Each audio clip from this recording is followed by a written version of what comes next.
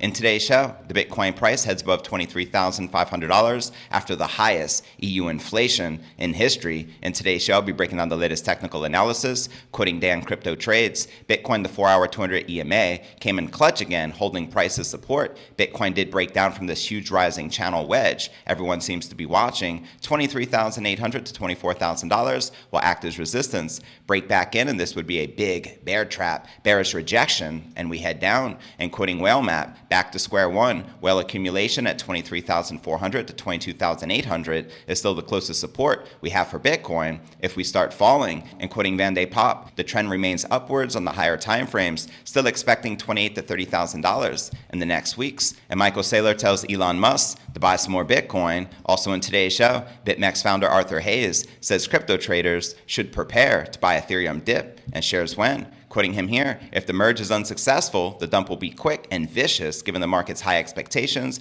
versus the objective reality. Also in today's show, asset manager to offer crypto ETF in Australia using unique license variation. That's right, Australian asset manager Monochrome Asset Management has landed the country's first Australian financial services license for spot crypto ETF. Quoting them here, we see choice being a good thing for investors, particularly when dealing in the regulated space, as not all offerings are equal. Also in today's show, venture capitalist Kevin O'Leary says crypto regulations from the CFTC and SEC are coming and shares his timeline. That's right, Mr. Wonderful suggests that if Republicans end up winning the majority in Congress during the November elections, crypto is likely to achieve formal recognition by next spring. Also in today's show, Kraken CEO Jesse Powell is very bullish on Bitcoin and says he wouldn't bet against the king crypto. That's right, quoting him here, I wasn't expecting all this craziness in the macro environment. However, I am still hopeful that I'll be able to buy a Bugatti by the end of the year for one Bitcoin. Just FYI, the cheapest model Bugatti for 2022 is $1.9 million. Just saying. He continues, I'm still very bullish. I bought Bitcoin again at $18,000, so I am happy to ride it all the way back up. I'm still very bullish in the long run. Its fundamentals keep improving, so I would never bet against Bitcoin. We'll also be taking a look at the overall crypto market. All this, plus so much more, in today's show.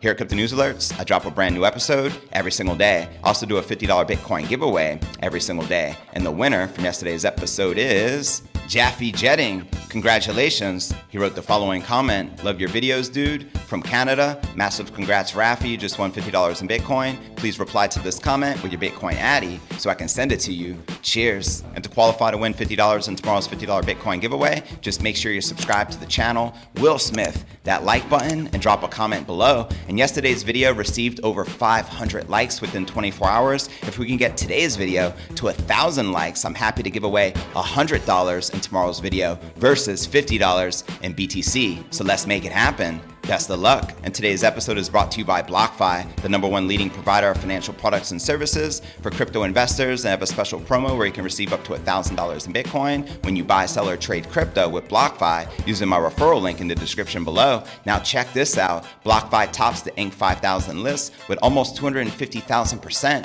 revenue growth in 3 years. The CeFi crypto lender faced a large fine spearheaded by the SEC this year and weathered the harsh crypto winter to come in as Inc. magazine's #1 revenue gainer. Now personally, I love their trading platform. You can buy and sell and trade all the top cryptocurrencies, of course, as well as do instant trades with ACH. You can trade 24/7 and set up repeat trades to automate your crypto portfolio. So go ahead and click my referral link in the description right down below and claim your bonus of up to $1,000 in Bitcoin. And let's get this crypto, shall we? All right, welcome back to another episode of Crypto News Alerts. I'm your host, JV. How's it going, my crypto fam? This is podcast episode number 1021. Welcome. Bitcoin shifted higher onto August 18th as the latest data confirmed the European Union's highest inflation ever. And right here, you're looking at the Bitcoin 1-hour candle chart. Now, data from Cointelegraph Markets Pro and TradingView showed Bitcoin passing 23,500 at the time of this recording, having preserved 23,000 as support overnight. Now, concerns over a deeper risk asset drawdown have become widespread over the week, with Bitcoin and Ether notably unable to crack long-term resistance levels. And with the bulls seemingly on the back foot, the mood amongst analysts was naturally wary. Quoting Dan Crypto Trades, Bitcoin, the 4-hour 200 EMA, came in clutch again, holding price as support. Bitcoin did break down from this huge rising channel wedge everyone seems to be watching, $23,800 to $24,000, will act as resistance,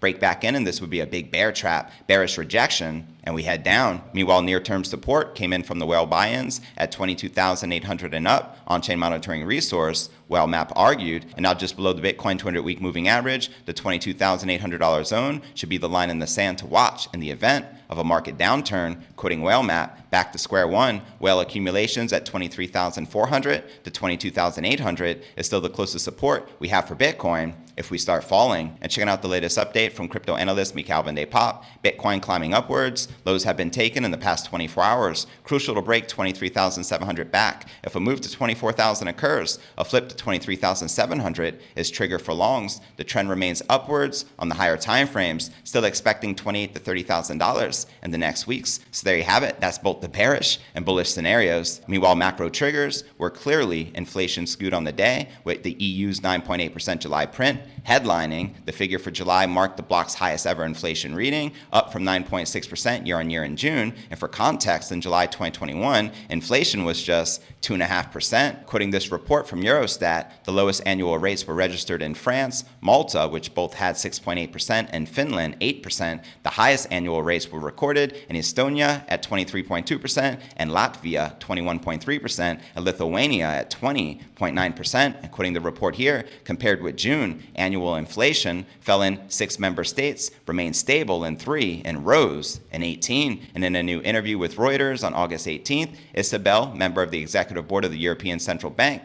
could not say with confidence that inflation had peaked. Quoting them here, I would not exclude that in the short run, inflation is going to increase further, she said, but any projection is currently subject to high uncertainty, so it is very difficult to predict when inflation is going to peak. Meanwhile, the EU numbers came a day after the United Kingdom recorded their first double-digit inflation reading since the early 1980s. And this month, the U.S. price growth appeared to be slowing, with the next inflation readout due on September 13th. And in other news, Michael Saylor tells Elon Musk to buy some more Bitcoin. Do it up, Elon. And before I break down next story of the day, BitMEX founder Arthur Hayes says crypto traders should prepare to buy Ethereum dip and explains when. But first, let's take a quick look at the overall crypto market. You can see Bitcoin currently correcting and in the red, down 0.6% for the day, maintaining just above $23,500. We have Ether barely in the green, trading just under $1,900, while Binance Coin, Solana, Polkadot, and Avalanche all correcting and in the red. But all right, now let's break down our next story of the day. Former BitMEX CEO Arthur Hayes says Ethereum is likely primed for a corrective move in the coming weeks, regardless of the outcome of its upcoming update, the merge. In a new blog post, Hayes argues that if the merge is unsuccessful, the leading smart contract platform will witness a sharp decrease in price. As he shares here, if the merge is unsuccessful, the dump will be quick and vicious given the market's high expectations versus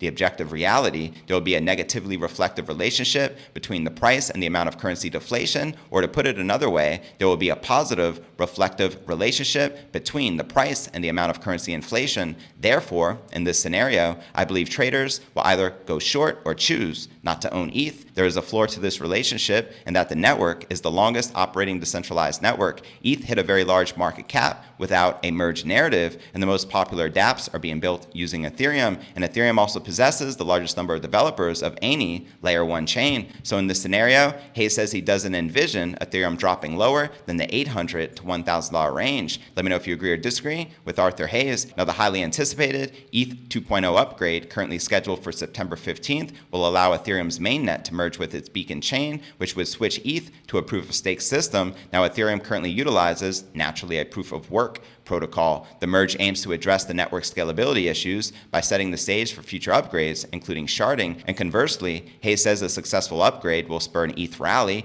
though he acknowledges that it may not be immediate. As he shares here, the structural reduction in inflation will only happen post-merge. I expect we'll see it play out similar to Bitcoin halvings. An example, we all know the dates they will occur, and yet Bitcoin still always rallies post-halving. And with that said, it's possible the price of ETH dipped slightly heading in and right after the merge. Those who cut partially or fully would initially feel great about their decision. However, as the deflation kicks in and due to the reflective relationship between the high and rising ETH price and usage of the network, the price could keep gradually grinding higher. And at that point, you would have to decide when to get back into your position. So there you have it. Let me know if you agree or disagree with Arthur Hayes that the Ethereum price is likely to dip to as low as the $800 to $1,000 range, and how many of you are currently bullish on ETH and the merge. Let me know in the comments below. And before I break down next story of the day, Aussie Asset Manager to offer crypto ETF using unique license variation. But before I break this down, let's take a quick look at the overall crypto market cap, still sitting above $1.1 trillion with 66.4 billion in volume in the past 24 hours. The current Bitcoin dominance is 40% even, with the Ether dominance at 20.2%. And checking out the top 100 cryptocurrency gainers in the past 24 hours,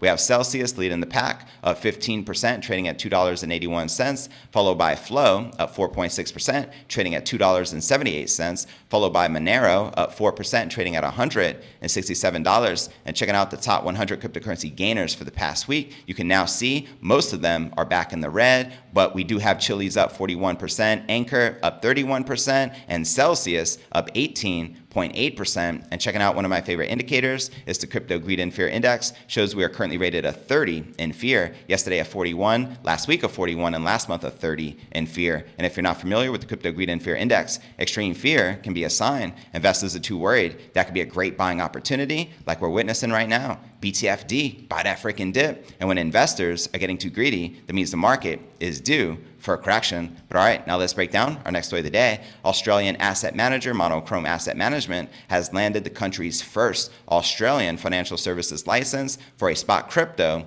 ETF. Speaking of Cointelegraph, Jeff Yu, the CEO of Monochrome Asset Management, said the AFSL approval is significant, as until this point, approved crypto ETFs in Australia only operate under general financial asset authorization and only indirectly hold crypto assets. You noted that Monochrome's crypto ETFs, on the other hand, will directly hold the underlying crypto assets, and it's specifically authorized by the Australian Securities and Investment Commission, known as the ASIC, to do so. Now, the Monochrome executive said the approval represents a significant step forward for both advice industry and retail investors. Quoting him here, "We see choice being a good thing for investors, particularly when dealing in the regulated space, as not all offerings are equal." Now, investors investing in Monochrome's ETFs will know that their funds are investing directly into Bitcoin and Ethereum, and importantly, within the regulatory rails established by the ASIC specifically for crypto assets. Now, at this stage, there is no firm date when the Monochrome Bitcoin ETF will be made available, but it's expected in September 2022, which is right around the corner. Let's go. Once the PDS and TMD have been issued and subject to regulatory approvals, and when the ETFs are made available, Yu says that Monochrome will focus on Bitcoin and Ethereum because they are the only two crypto assets currently identified by the ASIC as being suitable for retail ETF exposure. Quoting them here, "Over time and as the market matures, we'll take an open-minded approach to make new products available." Now, for an interesting fact, Monochrome Asset Management was launched in early 2021 by former Binance Australia CEO Jeff Yu to push for institutional adoption of crypto assets in Australia.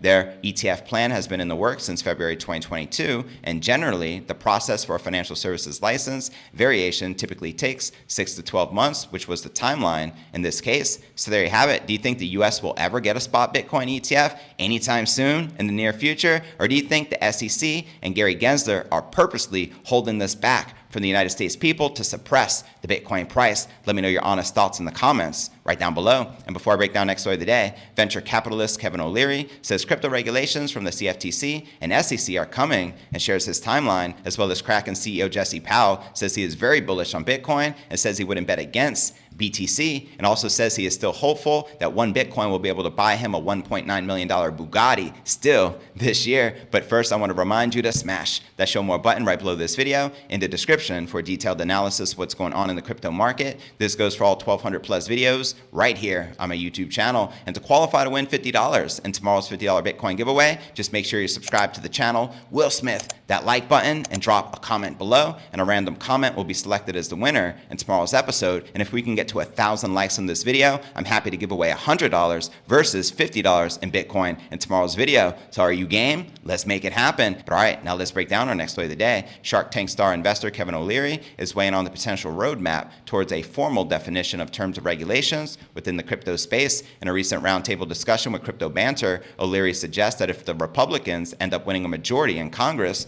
during the November elections, crypto is likely to achieve formal recognition by next spring. Quoting Mr. Wonderful here, by second quarter 2023, after the midterms, if the House flips, you get the Republicans on this. They are way more pro-crypto, and most of the bill initiatives are coming out of the red states. I don't want to be political, but if you get the House flipping, they'll put that on the agenda. Don't expect every token to be regulated. They're going to focus on the market capitalization and say, here's policy on Bitcoin, here's policy on Ethereum. And the venture capitalist believes that investors might consider diving in after the results of the midterm elections are known, and also explains why he favors of the government regulating the crypto industry. Quoting him here, I think you want to be long after November 8th. Everybody's got to speculate on what to do here, but you've seen the winter at the bottoms, and we are slowly crawling out of the toilet here. Your portfolios are up 20%, in some cases 23%. Our 20% position went down to 15.2%. That's pain, my friends. Our desk was saying, what do? I said, we do nothing. We know we're in this volatile asset class, and we're going to have to wait for some policy. That's why whenever I talk about crypto now, I'm pro-regulation. I want the sovereigns backing me up with a bid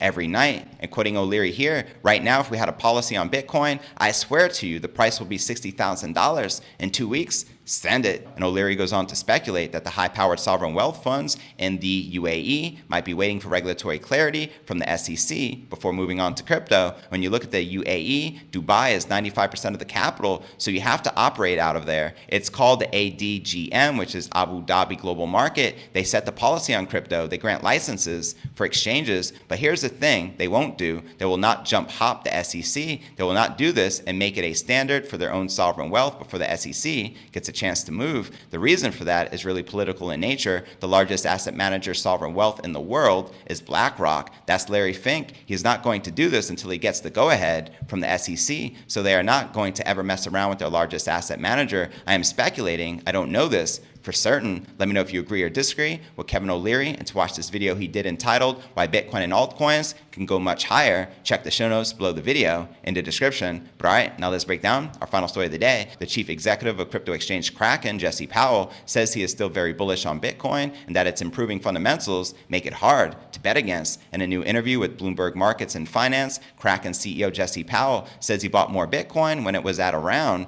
$18,000 and hopes it will continue to climb even higher. Quoting Jesse Powell here, I wasn't expecting all this craziness in the macro environment. However, I am still hopeful I'll be able to buy a Bugatti by the end of the year for one Bitcoin. I'm still very bullish. I bought Bitcoin again at $18,000, so I am happy to ride it all the way back up. I'm still very bullish in the long term. Its fundamentals keep improving, so I would never bet against Bitcoin. So there you have it. And a Bugatti at today's price, the cheapest model Bugatti that is $1.9 million. So he's sarcastically saying he's hopeful that the Bitcoin price will hit 1.9 million still this year. And hey, the expensive Bugattis are like $6, $7, $8 million. So just saying, I'm being conservative. Now, Powell also noted a regulatory clarity may act as a temporary headwind for crypto. He says agencies such as the SEC may try to interpret the law in a way that would allow them to regulate all crypto firms. Quoting him here, we're about 13 years on with Bitcoin now, and we still don't have answers from the government on this. I think it's largely a legislative failure.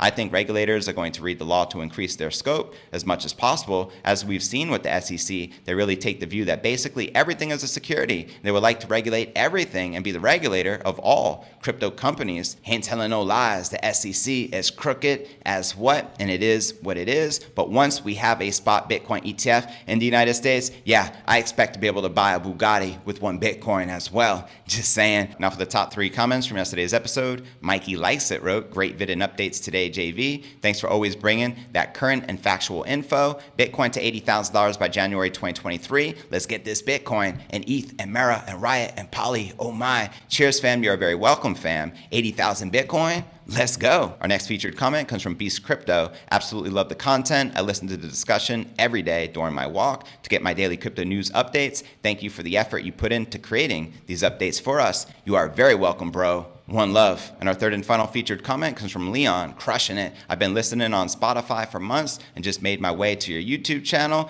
Cheers, Leon. You the man. Thanks for your continued support. Hodl, and to be featured on tomorrow's episode, drop a comment right down below. And to qualify to win $50 on tomorrow's $50 Bitcoin giveaway, make sure you subscribe to the channel. Will Smith that like button and drop a comment right down below. And a random comment will be selected as the winner on tomorrow's show. And as I said earlier, if we can get this video to 1,000 likes, I'm happy to give away $100 in Bitcoin tomorrow versus $50. So let's make it happen. And I look forward to seeing you on tomorrow's episode.